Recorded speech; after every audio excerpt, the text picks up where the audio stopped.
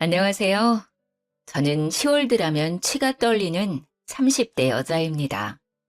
요즘 인터넷상에서 시댁욕 많잖아요. 저도 하나 보태려고 이렇게 글을 쓰게 되었네요. 제가 시댁과 결정적으로 인연을 끊게 된 사건이 있어서 이렇게 사연을 올립니다. 지금 생각해도 억울하고 참 어이가 없어서 말이 안 나오네요. 그런데 지금 결과적으로 보면 잘 되었다고 생각하면서도 참 씁쓸한 건 어쩔 수 없나 봐요. 처음에는 시댁에 사랑받고 싶다고 생각한 적도 있었습니다. 제가 사랑하는 사람의 가족이니까요. 제 가족처럼 챙기면 알아주시겠지 그렇게 생각했거든요. 하지만 사람 마음이라는 게 그렇게 간단하지가 않나 봐요. 결국은 상처를 주며 이렇게 인연까지 끊게 된 것을 보면 말이죠. 저와 남편은 5년을 넘게 사귄 장기간 커플이었어요. 그래서 오래 만났기에 서로 집안 어른들도 그리고 서로의 집안 사정도 참 잘 알았죠. 오래 연애를 하다 보니 오히려 집안 어른들이 너희 결혼은 언제 할래? 하고 물을 정도였어요. 가끔 남자친구 집에 찾아가면 어머님이 저를 예뻐해 주셔서 저도 남자친구 부모님께 결혼 전부터 잘 챙겨드렸어요. 오죽하면 저희 엄마가 본인 생일보다 남자친구 엄마를 더 챙긴다는 말을 했을 정도였죠. 저희가 막 결혼 이야기가 나오고 있었을 때 현재 남편, 그러니까 당시 남자친구의 아버지가 돌아가시게 되었습니다. 그래서 저는 홀로 남은 남자친구 어머니를 더 잘 챙겨드려야겠다고 다짐했죠. 그래서 부르면 군소리 없이 찾아가서 굳은 일도 마다하지 않고 해야겠다고 생각하고 무조건 달려갔었죠. 남편은 집안에서 둘째 아들이었습니다. 위로 3살 차이 나는 형이 있었는데 어머니가 아주버님을 정말 많이 챙기셨어요. 보통 엄마들이 장남을 예뻐하니 저도 그런가 보다 하고 생각하고는 했었죠. 거기다 저희는 결혼하고 아주버님은 아직 미혼이니 그래서 더 챙기나 보다 했는데 남편 말로는 어릴 때부터 자기보다 형을 더 예뻐했다고 말을 하더군요. 당시에는 그런가 보다 하고 넘겼네요. 겉으로 보기에는 그렇게 차이가 나지도 않았고 혼자 있는 아들 챙기는 건 당연해 보였기 때문이죠. 그런데 아주버님이 결혼할 여자를 데려오면서 평화로웠던 분위기가 달라지기 시작했어요. 아주버님께서는 저희가 결혼한 지 3년 차에 여자분을 집으로 데려오셨어요. 그전까지 며느리는 저 혼자였기에 거의 제가 큰며느리 역할을 해왔어서 아주버님이 집에 여자분을 데려온다고 하셨을 때 가장 좋아한 게 바로 저였습니다. 그래서 그날은 오전부터 어머니와 함께 새 식구를 맞을 준비를 부지런히 하게 되었습니다. 어머니도 아들이 30대 후반이 되어서 여자를 데려온다고 하니 얼마나 공을 들이시는지 잔치상 부럽지 않게 상을 차리고 싶으셨는지 장거리를 한가득 부셨습니다. 저희는 갈비에 잡채에 전까지 붙여서 정말 한상 가득 음식을 해놓고 새 식구가 오길 기다렸죠. 그리고 아주버님이 형님의 손을 잡고 현관문으로 들어오는데 여자분이 온몸을 명품으로 휘감고 있는 겁니다. 눈에 띄는 명품도 있었지만 나중에 찾아보니 명품이었던 제품도 있었던 것 같아요. 제가 명품에 눈이 어두워도 이건 딱 명품이라고 하는 것도 몇 개씩이나 있었죠. 저는 그때 대충 아주버님이 부자를 만나고 있다는 건 듣긴 했지만 머리끝부터 발끝까지 귀티가 좔좔 흐르는 형님을 보고 놀라긴 했습니다. 보통 부자가 아니라고 생각하게 되었거든요. 어머님도 처음 보는 큰며느리감이 반가우신지 손을 맞잡으시고 환하게 웃으시는데 저도 좋았습니다. 딱 그때까지는 그랬어요. 새 식구가 들어온다는데 나쁠 리가 없잖아요.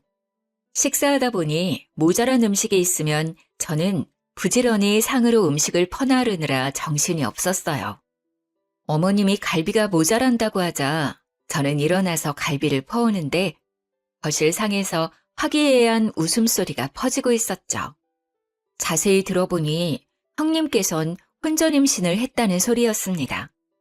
저는 순간 3년 넘게 임신을 하지 못하고 있었기에 저도 모르게 어깨가 움츠러들더라고요. 그래도 어쩌겠어요. 집안의 축복인 건 맞죠. 하지만 저를 속상하게 했던 건 형님의 임신 소식이 아니었습니다. 바로 너무도 바뀌어버린 어머님의 행동이셨죠. 제가 갈비를 상위에 내려놓자 어머님이 형님의 손을 꽉 붙잡고 말씀을 하셨어요. 어머, 요즘은 아이를 다 혼수로 가져온다더니 참말이네. 정말 예쁘기도 해라. 우리에게 오자마자 장손까지 만들어 오고. 고생했다. 여기 갈비 먹어라. 잘 먹어야 아기가 잘 자라지. 그때 저희 남편이 제 눈치가 보이는지 갈비 한 조각을 제 밥그릇에 올려놓았어요. 아이를 가지기 위해 그동안 노력해왔는데 아직 가지지 못하고 형이 먼저 가졌다고 하니 제가 신경이 쓰였나 봐요. 갈비는 우리 자기도 좋아하니까 많이 먹어. 요리만두고 준비하느라 고생했어, 자기야. 그래도 그 한마디가 얼마나 고맙던지 저는 남편을 향해 미소를 지었습니다. 그런데 어머님이 저를 슬쩍 보시더니 네가 한 게 뭐 있다고? 그러시면서 갈비를 형님 앞으로 밀어놓으셨어요. 순간 남편은 무안해져서 저를 보며 멋쩍은 미소를 지었습니다. 그때는 어머님이 학수고대하던 아주버님이 결혼할 사람을 데려왔는데 기다렸던 아이까지 가졌다는 말에 너무 좋아서 그러시나 보다 했었습니다. 저는 다시 잡채를 가지러 부엌으로 가는데 뒤에서 어머니의 커다란 목소리가 들려왔어요. 어머, 대학병원 의사라고? 내분비과? 아이고, 우리 집에 드디어 사자를 가진 사람이 들어왔구나. 아이고, 장하다. 지훈이 너도 참 용하다. 어떻게 이렇게 귀한 사람을 집에 들여왔다니? 참 우리 집에 복덩이가 들어왔구나. 저는 잔뜩 들떠있는 어머님의 목소리를 들으며 집이 정말 잔치 분위기라고 생각했습니다. 그렇게 분위기 좋게 식사를 마치고 어머님과 아주버님과 미래의 형님은 이제 결혼 이야기를 하셨어요. 그 상을 치우는 것은 또 저의 몫이었기에 혼자 사부작거리며 상을 치우고 있는데 남편도 그 자리에 앉아있기가 그랬는지 저를 도와 상을 같이 치워주더라고요. 고생했다고 저를 다독이는데 그 손길이 너무 고마웠어요. 아침부터 힘들게 부지런히 요리하고 상을 차렸어도 고생했다는 한마디 못 들을 줄 몰랐습니다. 그런데 남편이 그 맘을 알아주니 속상한 마음이 사르르 녹아내렸죠. 상을 치우고 과일을 내가는데 형님이 어머님께 선물이라고 명품 가방을 떡하니 내놓더라고요. 어머님은 너무 좋아하시며 잇몸이 만개하게 찢어지셨어요. 의사니까 역시 돈도 잘 버는 거겠죠. 어머님의 커다래진 입을 보는데 제가 괜히 죄송해지더라고요. 저렇게 좋아하실 줄 알았으면 하나 사드리는 건데 하는 마음이 드는 겁니다. 제가 사드린 건 명품은 아니어도 국내 유명 브랜드들이었거든요. 역시 어머님도 여자셨던 거죠. 어머니는 명품 가방을 품에 안으시고 예비 형님을 향해 말을 하셨어요. 뱃속에 아이도 있는데 결혼을 서둘러야지. 배가 나오기 전에 빨리 서둘러야겠구나. 시어머니의 말에 예비 형님이 난감한 표정을 지으시더라고요. 그런데 제가 너무 바빠서요, 어머니. 결혼 준비를 제대로 할 수 있을지 걱정이에요. 병원 일이 생각보다 한가한 일이 아니라서요. 어머님은 형님의 손을 꽉 잡으시며 활짝 웃으셨죠. 그럼 알다마다 큰일 하는데 바쁜 거 내가 다 알지. 결혼식 걱정은 하지도 말아라. 내가 다 준비하마. 여기 한가한 너희 동서도 있잖아. 그렇지, 작은 애야? 네가 결혼 준비하는 것 좀 도와주려무나. 저는 사과를 깎다가 두 눈을 동그랗게 떴죠. 아주버님의 결혼식을 제가 준비하다니요? 그것도 잘못하면 욕먹기 딱 좋은 결혼식을 말이죠. 저는 어색한 미소를 띄었습니다. 죄송해서 어쩌죠? 저도 요즘 회사 일이 바빠서 도와드리기 힘들 것 같네요. 그래도 본인들이 준비하는 게 더 마음에 들지 않을까요? 어머님은 제 말이 마음에 안 드셨는지 저를 흘겨보셨어요. 무슨 직장이 시간 조정하나 마음대로 못한다니? 그래서 다른 일은 할 수 있겠어? 서로 어려울 때 돕고 해야 형제 우애가 좋아지고 그러는 건데. 아니에요, 어머니. 제가 바빠도 시간 내서 해볼게요. 동서 곤란하게 해서 미안해. 아니다, 내가 준비하마. 바쁜 네가 시간을 어떻게 빼려고 해. 뱃속에 애도 있는데 그럴 필요 없어. 저는 잠시 그 자리에 있는데도 벌써 숨이 막혀왔습니다. 어머니와 형님만이 다른 세상에 있는 것 같이 느껴졌는데 저는 딱 그 자리에 그냥 옆에 세워진 병풍 같은 존재 같았어요. 아직 결혼 전부터 이렇게 살얼음 판인데 결혼하면 또 얼마나 달라지려나 하는 불안이 엄습해왔습니다. 왜 그런 느낌은 딱딱 잘도 들어맞는 것인지 모르겠어요.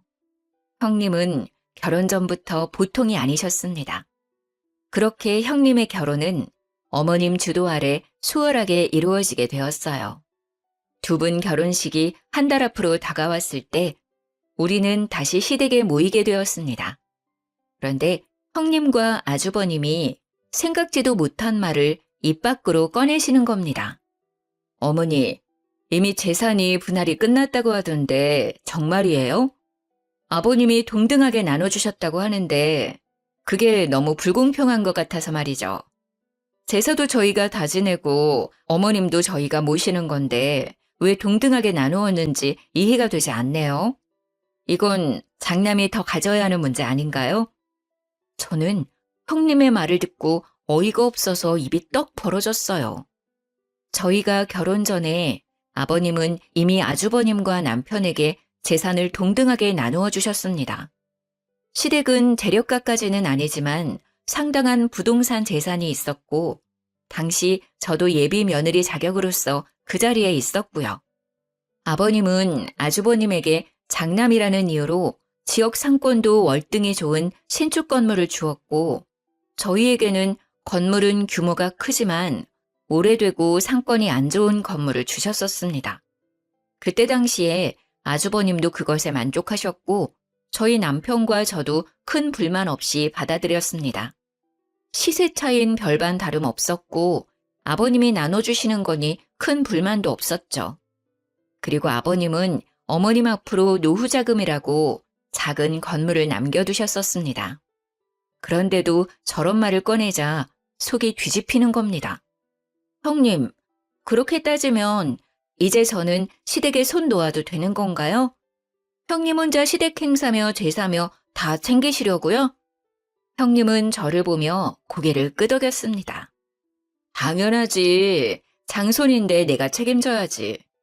그러니까 우리가 재산을 더 가져야 하는 거 아니겠어? 이건 너무 불공평하잖아.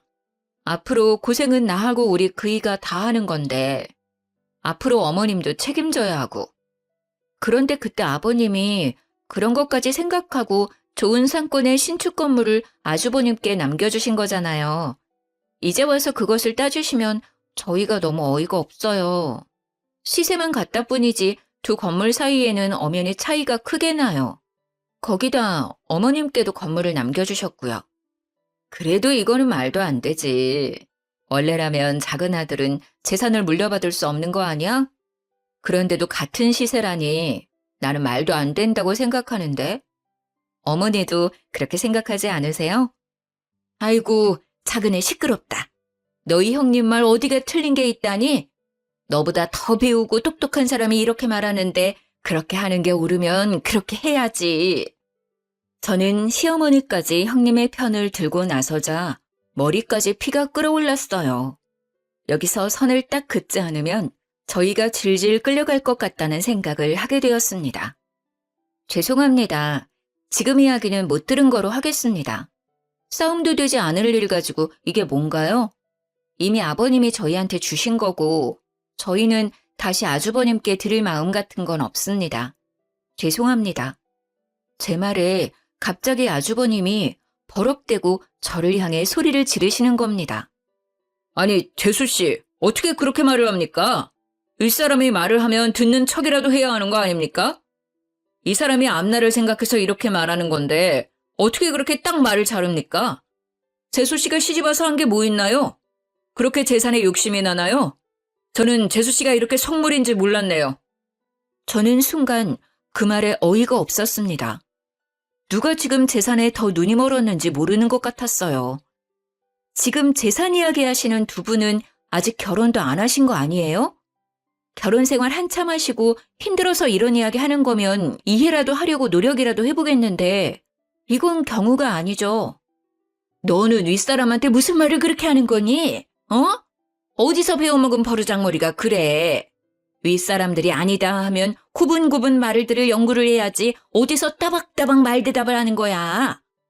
두 분이 한꺼번에 저를 향해 그렇게 말하니 속이 정말 뒤집힐 것 같았습니다. 어머니, 정말 말 한 번 잘하셨네요. 제가 장남이니까 더 갖는 게 옳죠. 재수 씨, 아버지가 주신 건물 주세요 그럼. 이렇게 긴 이야기 할 필요도 없고 서로 얼굴 붉힐 일도 없을 것 같네요. 가만히 우리들의 이야기를 듣고 있던 남편이 이제 참지 못하겠는지 제 손을 잡아서 일으켜 세웠어요. 도저히 가만히 듣고 있기가 불편하네. 이미 그건 아버지가 나와 아내한테 물려주신 건데 왜 형이 주라 말아야? 재산에 눈먼 사람이 누군데 내 아내한테 그런 말을 하는 거야? 이미 끝난 이야기니까 더 이상 할 얘기도 아닌 것 같네. 우리는 그만 집에 가야 할 것 같아. 가자, 자기야. 그렇게 저희는 집으로 돌아왔습니다. 돌아오는데도 정말 두 눈이 시뻘개진 두 사람의 얼굴이 눈앞에 어른거리는 겁니다. 어디서부터 잘못된 것인지 길게 한숨이 쏟아져 나왔어요. 하지만 그때는 그게 시작에 불과했다는 걸 우리 모두 알지 못했습니다. 두 사람은 무사히 결혼식을 올렸고 일주일간 신혼여행을 떠났습니다. 그리고 그렇게 복잡한 타이밍에 저는 그토록 기다리던 임신을 하게 되었어요. 남편은 저의 임신에 너무 기뻐하면서 형님 내외가 신혼여행에서 돌아오면 말하자고 너무 좋아하는 겁니다. 저도 드디어 아이의 엄마가 됐다는 뿌듯함과 함께 시댁을 찾았습니다. 모두가 둘러앉자 남편은 활짝 웃으며 제가 임신했다고 공개를 했어요. 모두 놀라지 마세요. 우리 집에 또 경사가 있어요. 제 아내가 드디어 임신하게 되었어요. 자기야, 그동안 고생했어. 정말 잘했어.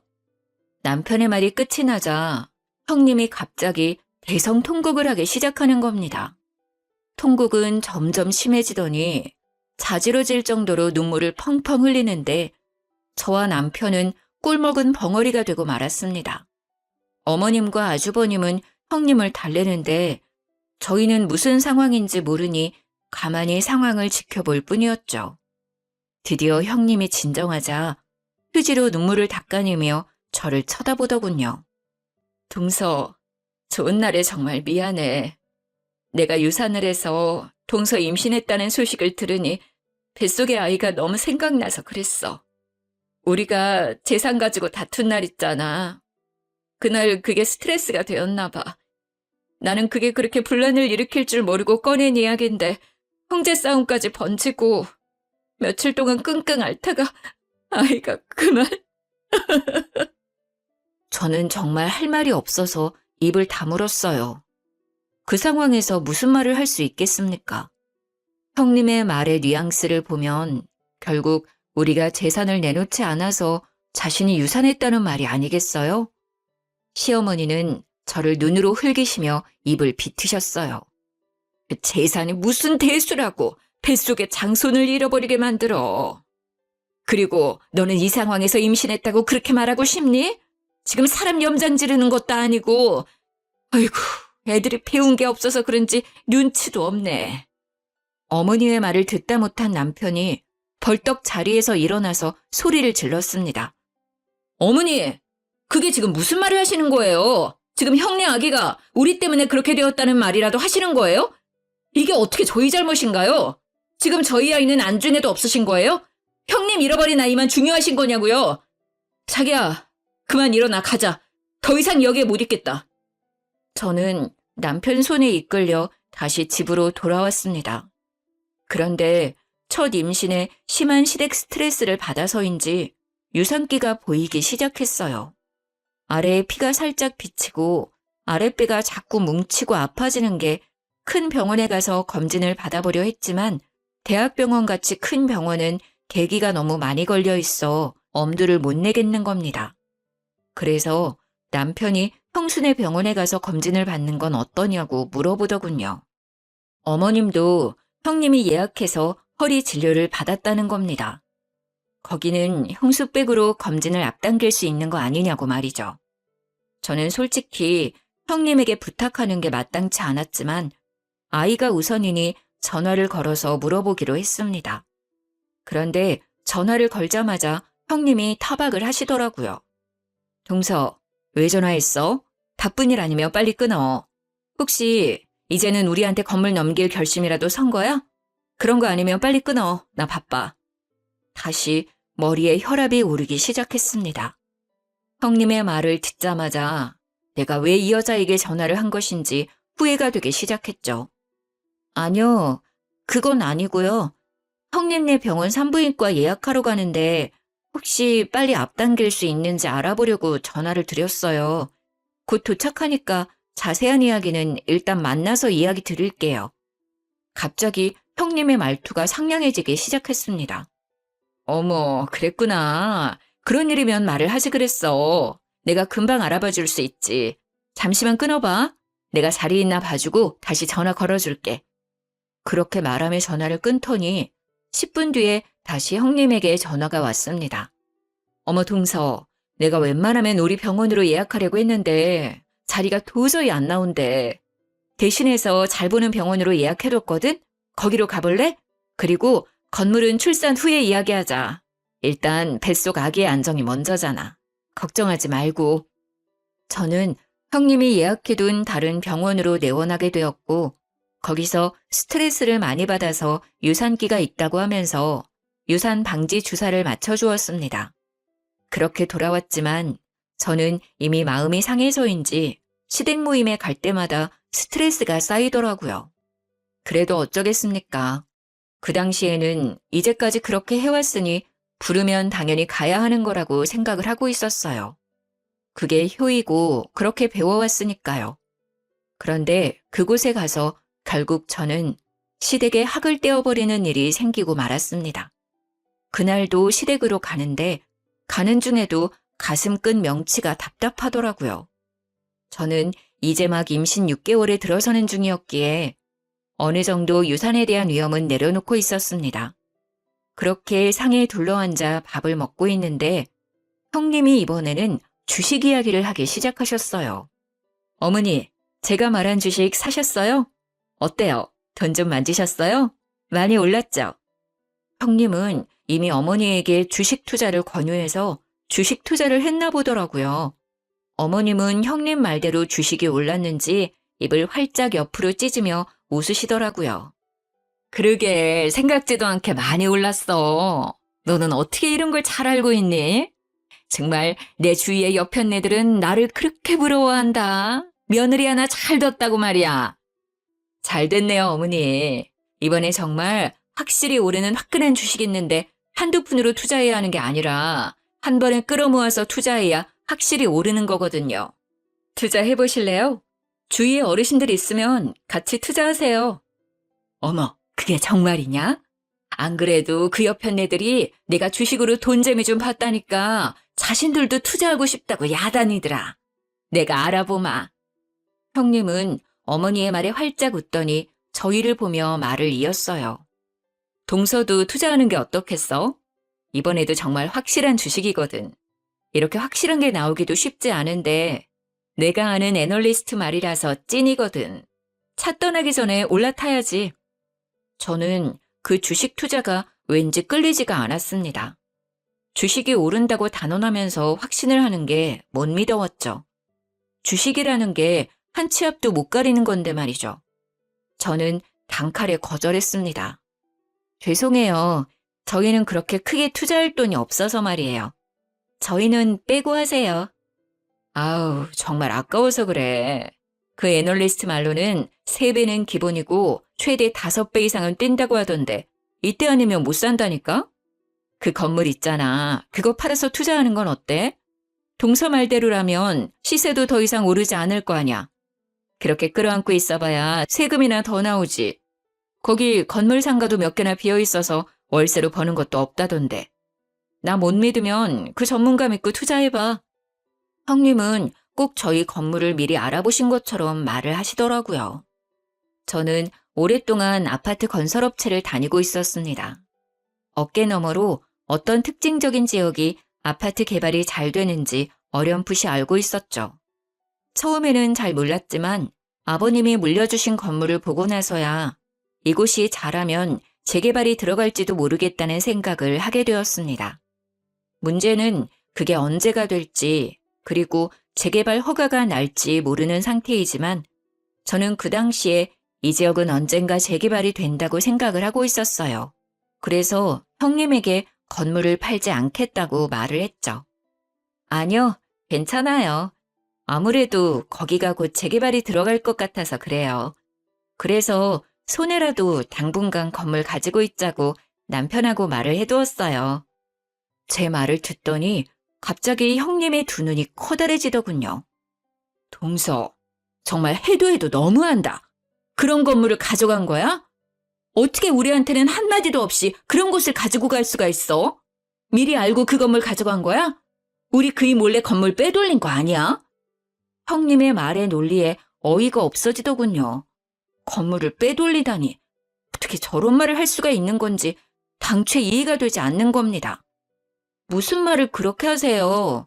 저희도 아버님께 물려받고 눈으로 직접 건물 보고 재개발에 들어갈 것 같다는 거 안 거고요. 아직 재개발 뜬 것도 아니고 그럴 것 같다고 분명 말씀드렸잖아요. 그런데 무슨 건물을 빼돌려요?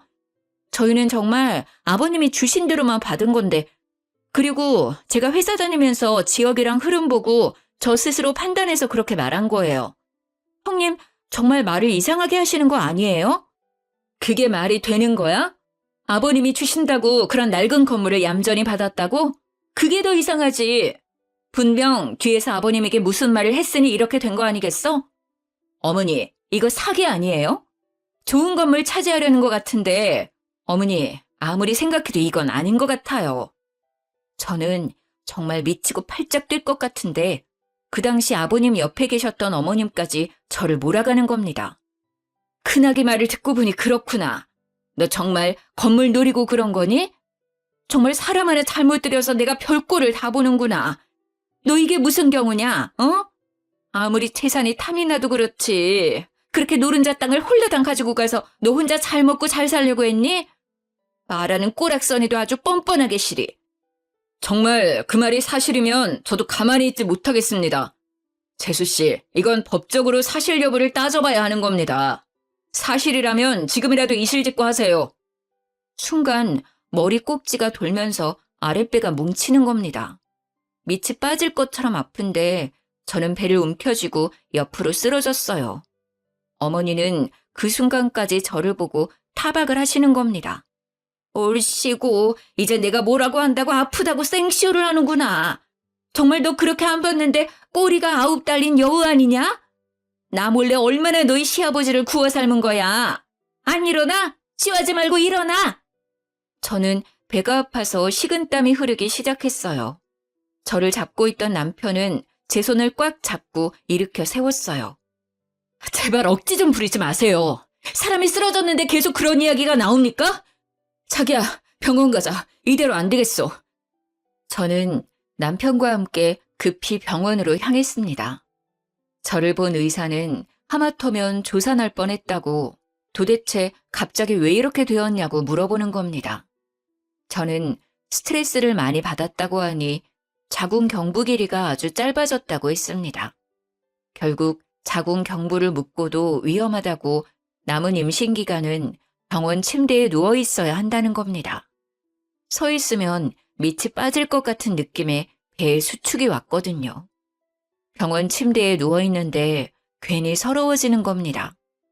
보통 다둥이 가진 산모나 이렇게 한다는데 세상 원망이 다 남편한테 쏠렸습니다. 저는 아무 죄 없는 남편을 보고 윽박을 질렀습니다. 나 다시는 시댁 안 가. 이게 뭐야 진짜. 어렵게 아이 가졌는데 축하는 못할 망정. 하마터면 우리 아이 잃을 뻔했잖아. 나한테 다시는 시댁 가자고 말하지 마. 다시 또 나랑 시댁에 가자고 하면 나 당신이랑 이혼할 거야. 알겠어? 눈물이 나오는데 남편이 제 손을 꽉 잡더라고요. 알겠어. 안 가도 돼. 그동안 고생했어. 우리 집 일은 이제 내가 알아서 할게. 당신은 우리 아이 걱정만 하면 돼. 다시는 당신 속썩이는 일 없이 할 거야. 내가 미안해. 당신 고생시켜서. 그 말을 듣는데 다시 눈물이 왈칵 쏟아졌습니다. 그동안 참아왔던 서러움이 한꺼번에 터져나왔습니다.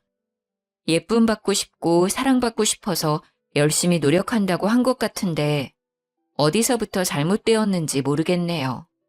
저는 그렇게 완전히 시댁과 단절을 하고 4개월을 침대에서 더 버텨 무사히 제 품에 딸을 안았습니다. 작은 얼굴에 오밀조밀 예쁜 얼굴을 보니 그제야 좀 숨통이 트이는 것 같았어요. 그렇게 아이를 키우느라 몇 달을 정신없이 보내긴 했어도 아무 걱정 없이 우리 세 식구만 챙기면 되니 스트레스로 인한 두통도 명치에 답답한 것도 사라졌죠. 남편이 오기를 기다리며 저녁을 준비하고 같이 식사를 하는데 남편이 시댁 이야기를 꺼내더라고요. 나 밥 먹고 잠시 본가에 다녀올게. 집에 무슨 일이 있는지 오늘 어머니에게 전화가 왔더라고. 울면서 전화를 하셨는데 갑자기 형수랑 연락이 안 된다고 하시더라고. 형도 갑자기 형수가 사라져서 이리저리 찾아보고 있는데 하루아침에 사라져버려서 둘 다 많이 놀랐나 봐. 저는 아이에게 이유식을 먹이다가 남편을 쳐다보았어요. 형님이 갑자기 사라졌다니 말이 나오지 않았어요. 거의 1년 가까이 시댁 일에는 신경 쓰지 않고 있어서 따로 형님과도 연락하고 있지 않았기에 저는 남편이 들려주는 시댁 이야기로만 소식을 전해 들었습니다. 남편은 시댁을 다녀와서 한숨을 푹 내쉬더라고요. 저는 그때야 무슨 일이 크게 났다는 걸 깨달았어요. 무슨 일이야? 큰일이 난 거야? 형님은 찾았어? 어디 계시는데? 일단 신고는 해놨는데 그게 좀 이상해. 형이 형수가 사라지고 일하는 대학병원에 가서 형수를 찾으니까 없는 사람이라고 했다는 거야. 그런 사람은 자신의 병원에 근무하지 않는 의사라고 하더라고. 분명 어머니가 몇 달 전에 허리 때문에 병원에서 형수 이름으로 진료 예약하고 진료를 받았고 병원 홀에서 의사 가운 입고 있는 것도 봤다고 하니까 간호사가 형수 이름으로 진료 예약된 것은 맞는데 의사로 근무하는 사람은 없다는 거야. 간호사까지 통틀어서 직원 명단을 봐도 형수 이름은 없대. 어머님은 그 말 듣고 지금 쓰러져서 병원에 계셔. 남편의 말에 저는 당황했습니다. 분명 우리는 형님이 그 대학병원 의사라는 것에 아무 의심이 없었습니다. 어머님이나 아주버님이 병원 홀에서 의사 가운을 입고 있는 형님을 만났다고 했으니까요. 그런데 막상 병원에서 형님은 그 병원 의사가 아니라고 하는 겁니다. 하지만 남편의 말은 거기서 끝이 아니었습니다. 그래서 경찰서에 가서 실종 신고를 하면서 정황을 이야기했더니 경찰의 말로는 사기꾼한테 당한 것 같다고 하더라고. 일부러 처음부터 형의 재산과 우리 집 재산을 노리고 들어온 전문 사기꾼 같다고. 그럼 형님, 아니지, 그 사기꾼을 다시 찾을 수 없다는 거야? 그런데 그때 어머님이 홀레당 주식 투자한다고 하시지 않았어? 그건 어떻게 된 거야?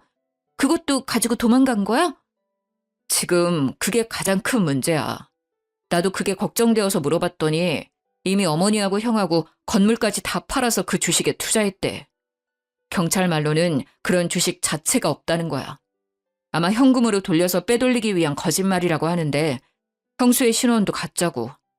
지금 조회 중이긴 한데 보통 이런 경우는 이미 해외로 도주했을 거라고 말하더라고. 신원이 가짜라니 무슨 말이야? 혼인신고 했을 거 아니야? 그게 형수가 일이 너무 바쁘다고 혼인신고를 미루자고 해서 혼인신고를 아직도 하지 않았다더라. 그래서 신원 추적이 늦어지고 있어. 정말 어머님은 믿는 도끼에 크게 발등을 찍히고 마셨던 거죠. 온 식구들을 속이고 시댁과 아주버님의 재산을 몽땅 갖고 튄 그 사기꾼은 몇 달 수사 끝에 필리핀으로 도주를 했다는 것을 경찰에서 밝혀냈다고 하더군요. 어머니는 쓰러진 뒤로 중풍이 오셔서 말도 어눌해지고 한쪽 몸이 마비가 오셨다고 해요. 문제는 어머님이 또 없는 돈까지 끌어다가 사기꾼에게 투자해버려서 빚도 상당하다는 겁니다. 하루에 몇 번씩 병원으로 빚쟁이들이 들락거린다고 하더라고요. 그래도 그 지역에서는 잘 산다는 소리를 듣고 살았던 시댁이 한순간에 빚더미에 앉게 되었습니다. 어머님은 어쩔 수 없이 사시던 집을 팔아 그 빚을 다 갚고 작고 낡은 주택을 월세로 얻었다고 해요. 저는 더는 시댁으로부터 스트레스를 받고 싶지 않았어요. 저는 그동안 할 만큼 했다고 생각합니다. 그리고 이건 어머니가 자초한 것으로 생각하기도 했고요. 건지르르한 겉모습과 의사라는 말만 믿고 모든 것을 믿어버리신 거니까요. 당신이 서운하게 생각할지도 모르지만 나는 어머니 일에 더 이상 신경 쓰고 싶지 않아. 어머니에게 갈 생각도 없고. 그러니까 나보고 어머니에게 얼굴 비추라는 말 하지 않았으면 좋겠어. 남편도 그동안 어머님이 저에게 한 행동을 고스란히 봐와서 그런지 별말이 없었습니다. 그래, 알겠어. 내가 알아서 할 테니까 당신은 어머니 일에 신경 쓰지 마. 그리고 남편은 어머니에 대해 저에게 말하는 법이 없었어요. 그렇게 몇 년이 흘렀는데 저의 예상대로 저희의 건물은 재개발이 진행되었습니다. 저희는 보상금으로 큰 돈을 벌었죠. 그 말을 저희 어머님이 어떻게 들었는지 저에게 수십 통 전화를 해서는 생떼를 부리기 시작하는 겁니다. 작은 애 너는 어쩌면 이럴 수가 있는 거니? 아무리 시어머니가 잘못했다고 해도 이렇게 몇 년 동안 얼굴 한번 안 비추고 너는 그러는 거 아니다. 내가 뭘 그렇게 잘못했니? 그때는 어쩔 수 없어서 그런 거 너도 알잖아. 시어머니는 몇 년 만에 저한테 전화하셔서 그때 내가 너에게 너무 심하게 해서 미안하다 그 한마디를 안 하시는 겁니다. 그때 제가 무슨 일을 겪었는지 어머니도 다 아시면서 말이죠. 저는 그 일로 뱃속의 아이를 잃을 뻔했는데 해도 너무한다고 생각을 했습니다. 남아있는 정도 없는데 더욱 어머니에게 정남이가 떨어져 버렸죠. 어머니, 정말 너무하시는 거 아니에요? 그때 어머니께서 저한테 어떻게 하셨는지 벌써 잊으신 것 같네요. 그때 제가 얼마나 속상했는지 알기나 하세요? 그 사기꾼 형님한테 홀라당 넘어가셔서 제 뱃속에 있던 손녀까지 위험에 빠뜨릴 뻔한 거 벌써 잊으셔서 저한테 이러시는 거예요? 지금도 가끔 생각하면 명치 끝이 뜨겁고 답답해져요. 그런데 전화해서 그때는 어쩔 수 없었다니요? 어머니는 다 알고 계셨잖아요. 그게 차별이고 폭력이란 거 알면서도 형님이 사주는 명품 가방에 넋이 나가신 거죠. 형님의 배경에 눈이 멀었던 거고요. 다시는 저랑 제 딸 얼굴 보려고 하지 마세요. 너는 어쩜 애가 하나도 안 변하니? 사람이 다 실수하면서 사는 거지. 가족끼리 그렇게 일일이 따져가면서 살면 안 된다는 거 안 배웠냐? 너희 건물 재개발 들어갔다는 거 다 안다. 보상금도 넉넉하게 받았다며. 그거 내놔라. 내 남편이 피땀 흘려서 벌어놓은 재산이잖니. 어떻게 그렇게 큰 돈을 벌어놓고 이렇게까지 매정하게 구는지 나는 알다가도 모르겠구나. 내 남편이 준 거니 나도 받을 권리 충분히 있다고 생각한다. 저는 어머니 말에 기가 막혀왔어요. 돌아가신 아버님이 피땀 흘려 일구어 놓은 재산을 홀라당 말아먹은 건 어머니면서 저희 건물 보상금을 내놓으라는 겁니다. 어머니, 저는 어머니가 아버님 재산을 그렇게까지 귀하게 생각하실 줄 몰랐네요. 저는 그렇게 귀했다면 그 사기꾼한테 건물 팔아서 돈 넘길 때 좀 더 자세히 알아봤을 거예요. 어떻게 한 사람 말만 믿고 그 많은 재산을 넘겨주었는지 저는 아직도 이해가 안 돼요. 그리고 이건 저희가 그때 현명하게 판단해서 지켜낸 거 아닌가요? 어머님이 저에게 그 사기꾼에게 건물 안 넘긴다고 그렇게 구박하던 거 하나도 빼놓지 않고 기억하고 있어요. 그래서 저희가 그나마 거짓골 면하고 사는 거고요. 그러니까 다시 이런 전화하지 않으셨으면 좋겠네요. 이제 전화하셔도 이런 이야기 하시면 전화 끊을 거예요. 저는 어머님의 말을 단칼에 거절했습니다. 그렇지 않으면 어머님 성격에 다시 돈을 달라고 전화를 하실 거니까요. 아주버님은 저에게 미안한지 몇 년이 지나도 얼굴 한번 안 비추고 남편만 연락을 주고받더군요. 남편 말로는 지금은 그 여자를 찾아서 외국에 나가 있다고 하네요. 간간히 서로 연락은 주고받고 있지만 그 여자가 얼마나 꼭꼭 숨어버렸는지 몇 년을 찾아도 머리카락도 안 보인다고 말을 하더군요. 저는 그래도 혹시나 해서 남편을 흘겨보았어요. 혹시 어머님이나 아주버님께 돈이나 이런 거 주고 하는 거 아니지? 그러지 마. 그러면 나 정말 화낼 거야. 남편은 저를 보며 팔짝 뛰더라고요. 내가 미쳤어? 돈을 왜 줘? 형은 나한테 그런 말 미안해서라도 꺼내지도 않아. 자기한테 미안하다고 전해주라는 말만 계속하더라. 자기도 그렇게 속을 줄 몰랐다고. 어머님은 나한테 돈 달라고 전화는 하지만 나는 안 된다고 했어. 병원비는 내드리고 있지만 다른 돈은 안 드린다고 확실히 선 그었어. 나도 말이야, 어머니에게 서운한 게 한두 개가 아니야. 어릴 때부터 어머니는 유독 형만 예뻐했으니까. 당신도 이미 질릴 만큼 봤잖아. 저도 남편이 어머님의 병원비를 내고 있다는 것을 알고 있었습니다. 결혼 전부터 어머님이 아주버님을 알뜰히 챙기는 것을 봐오긴 했지만 어린 시절부터 그런 모습을 봐온 남편도 결혼 후까지 그러니 이제 진절머리가 난 듯 했습니다. 알겠어. 병원비는 내드려야지. 그 정도는 나도 괜찮다고 생각은 해. 하지만 그 이상은 안 도와드리는 게 옳다고 생각해. 그리고 나는 다시 시댁일에는 손대고 싶지 않아. 그건 당신이 이해해줬으면 좋겠어. 남편은 알겠다고 자신의 집일에 신경 쓰지 않아도 된다고 했습니다. 어머님과 완전히 연을 끊고 지낼 수는 없겠지만 그래도 우리 부부는 시댁에 경제적인 도움은 주지 않겠다고 어머님께 확실히 선을 그었습니다. 어머님도 이제는 저희에게 돈을 받아낼 수 있다는 생각은 버리셨는지 저에게는 전화도 더 이상 오지 않고 있네요. 가끔 밖에 나가서 폐지를 주우셔서 생활비에 보태 쓴다고 남편이 말을 해주더군요. 일평생을 곱게 사셨던 분이셨는데 집에 사람 하나 잘못 들여서 고초를 겪게 되신 거죠. 저의 사연은 여기까지입니다. 저는 토끼 같은 딸과 남편과 함께 잘 지내고 있어요. 명절에는 시댁에는 가지 않으니 저희 세 식구는 여행을 다니고 있습니다. 아마 그런 일이 없었다면 저희도 다른 집들처럼 시모도 함께 여행을 다녔을 수도 있었겠죠.